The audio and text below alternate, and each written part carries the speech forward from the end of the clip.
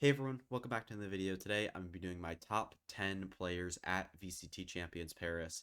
These videos are always kind of weird for me, just because I always struggle with like my normal criteria for these videos, like kind of what I think of this topic as, and like combining that with other stuff as well. So if you guys enjoy, make sure to leave a like and subscribe. These videos always make people angry, including myself, so I won't really blame you guys if you don't like my list. But even if you don't like the list, please leave yours in the comments and don't like dislike the video or be like a dick. Just like be normal about it. And yeah, I'm down to have a conversation with anybody about this. So yeah, let me know what you guys think in the comments below. Also, leave a like and subscribe if you guys enjoy.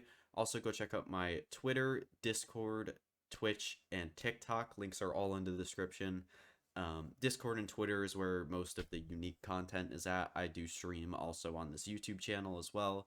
So, and I also post the TikToks that I post on TikTok. I post them on Shorts as well. So, the unique content is mainly on the Twitter and Discord, so you can go check those out. And yeah, let's get right into it. So we'll start with the criteria that I mentioned.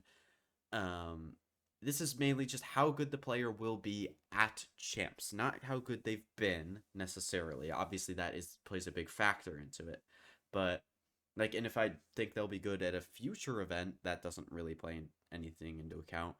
But this also takes into account how deep the player's team will go, because if the team goes deeper, the player will look better. That's just how it works. And then I also won't be taking any IGLing or calling into account. Maybe some guys will get boosted up a teeny tiny bit because they are an IGL, but how good they are at IGLing does not matter for this list. So I did want to do a top 20, but those videos end up being too long. So I'm going to just quickly run through my 11 through 20. And I submitted my top 15 to the Plat Chat, like, overall thing. So, but yeah, these are my top 11 through 20 players.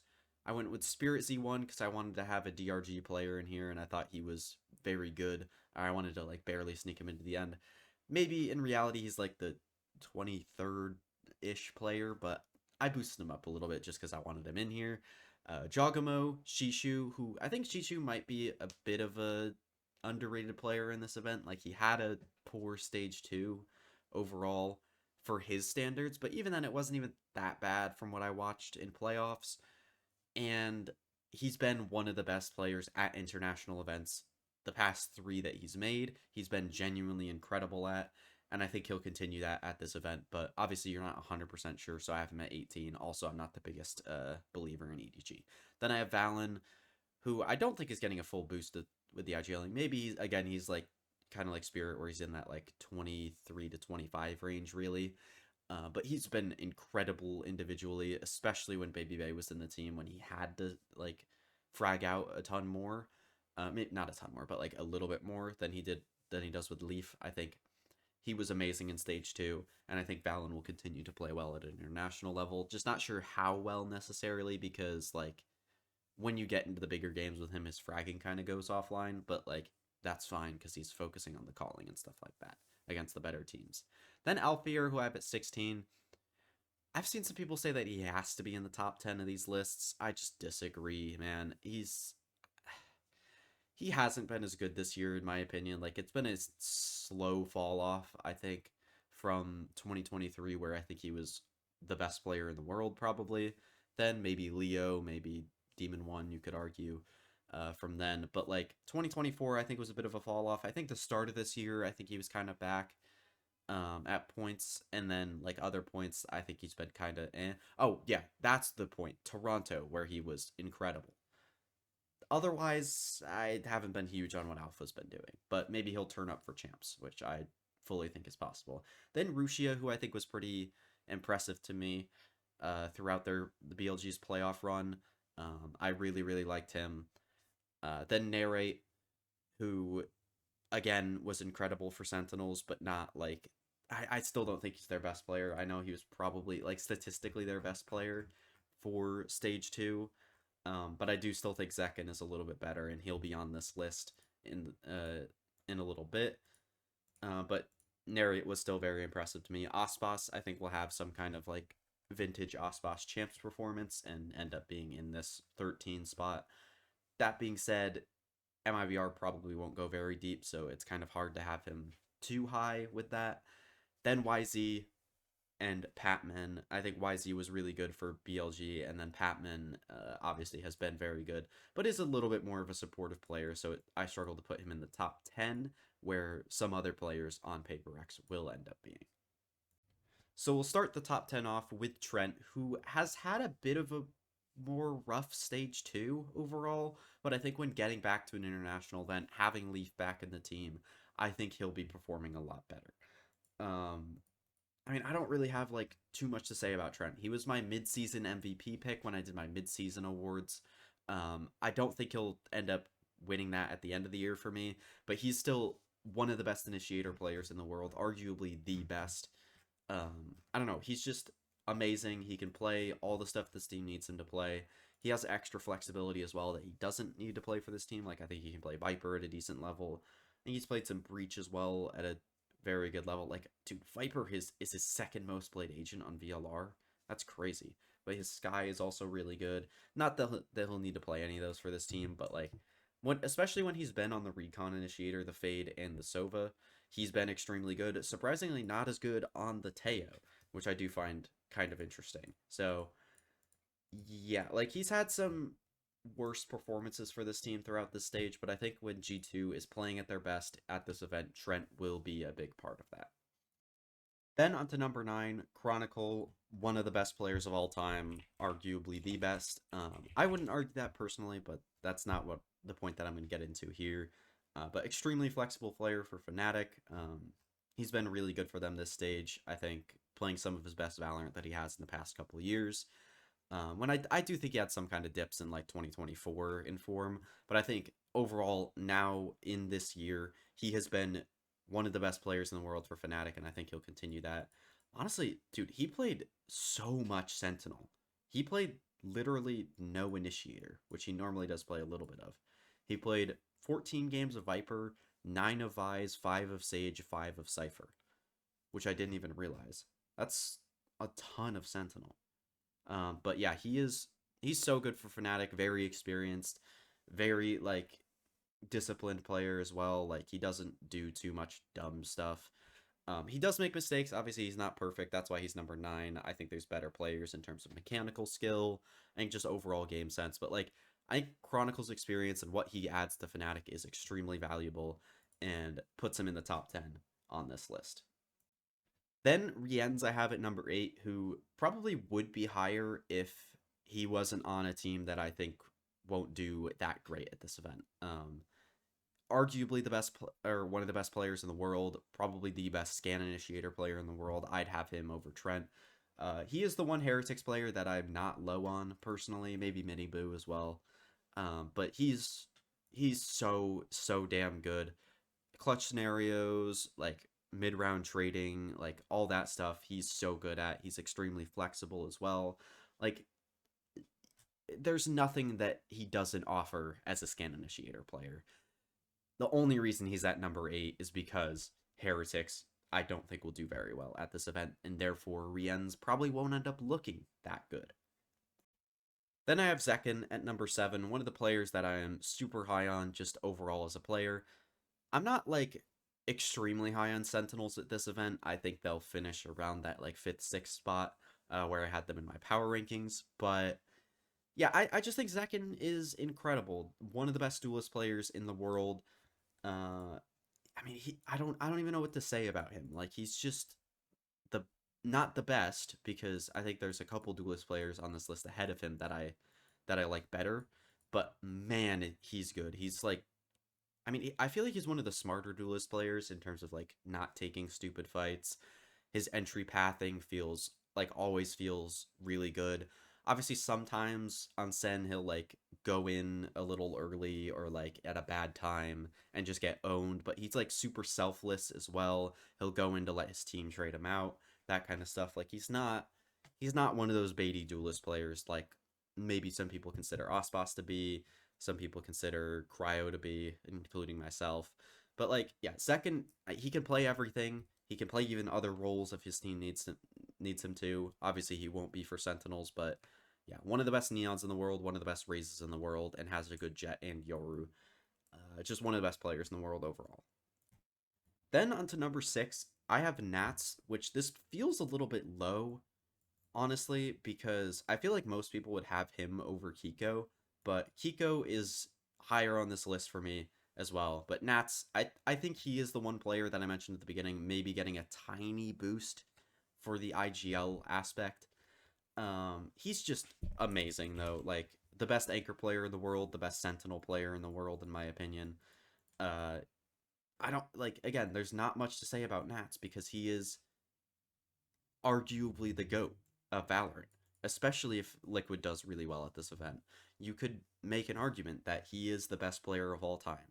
He can play pretty much everything in the Sentinel role, outside of like the Killjoy, where I think he in the past has not been as good. Hasn't really needed to play it too much because it's not good right now, so perfect for this event as well. Uh, One of the best lurkers in the world, obviously. That comes with being one of the best Sentinel players. But yeah, just like not a ton to say about Nats that hasn't already been said. Obviously, IGLing Liquid, still playing just as well. And if Liquid goes far, it'll be very much because of him. Probably even more than Keiko, who's higher than him on this list. Then at number 5, I have something which, opening this up to do this video, this felt low, honestly, but I just think the 4 players ahead of him are better players overall. Like maybe not in current form because I think something is the best Yoru in the world right now. He's the best player at the best agent, which probably you could argue makes him the best player in the world. But he also does play other stuff. He's extremely good at the Jet. The Sova on some other maps is not great in my opinion, but it's still good. Something is just amazing. Like you really can't make an argument for too many other players to be better than him at the Yoru. Like I think you could say Sato from Americas, but definitely at this event he's the best Yoru. I think like maybe Kayak could be in there. Uh, maybe Jaw, but even then I just think it's something, man. Best opera at this event as well, even better than Kong Kong in my opinion. Let me look at the other operas. Ospas, you could say, is in that argument, but in current form, I still would go something.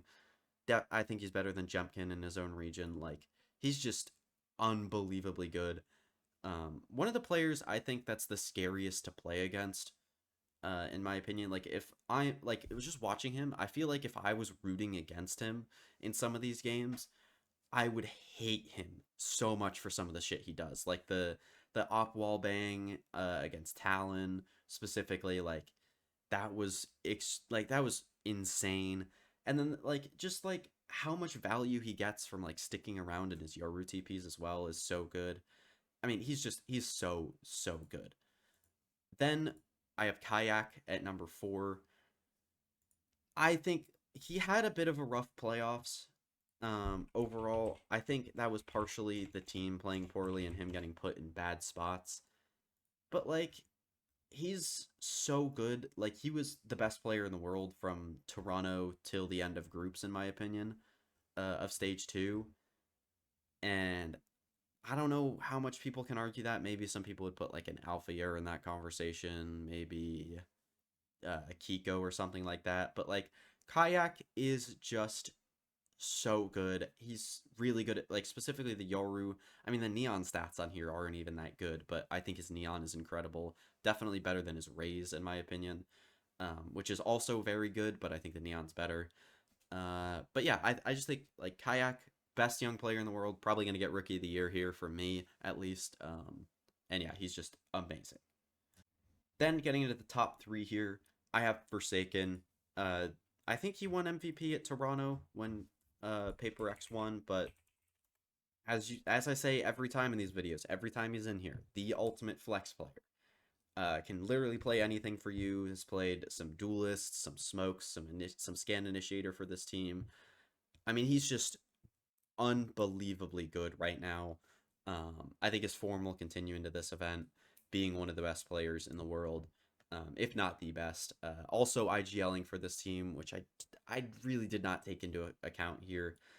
But yeah, he's just so, like, the thing with Forsaken has always been how creative he is with his utility, and playing the Omen, playing the Waylay for this team on Haven, being able to play some Scan Initiator as well, finally playing the Brimstone to add to his all-time agent pool. Like, he's so good for this team, and the most valuable piece on it, in my opinion, even over a player like Something, who you could argue is the best player in the world and in the best form right now.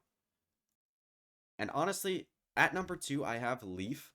Honestly, I think some of you at this point were probably expecting me to leave him off the list, but I think Leaf is the best player in Americas, and coming back into a G2 team whose vibes are at an all-time high, in my opinion, after winning the three-peat in Americas, after Leaf looked really good playing for them at the end of playoffs. Like, I think getting to play a lot more Chamber here is going to make Leaf look like arguably the best player in the world. He will be number 1 on this list if G2 win the event.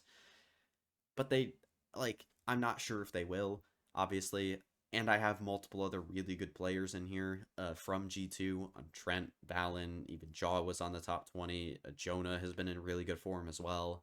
Like, I don't know. Leaf is just so good. I don't really have a ton to say because he didn't play a ton in Stage 2. But just go back and watch any game from him previous to Stage 2. And he is so good. Especially go watch the Chamber games, because that is his best agent. And that's just how it is. Like, it's just his best agent, period.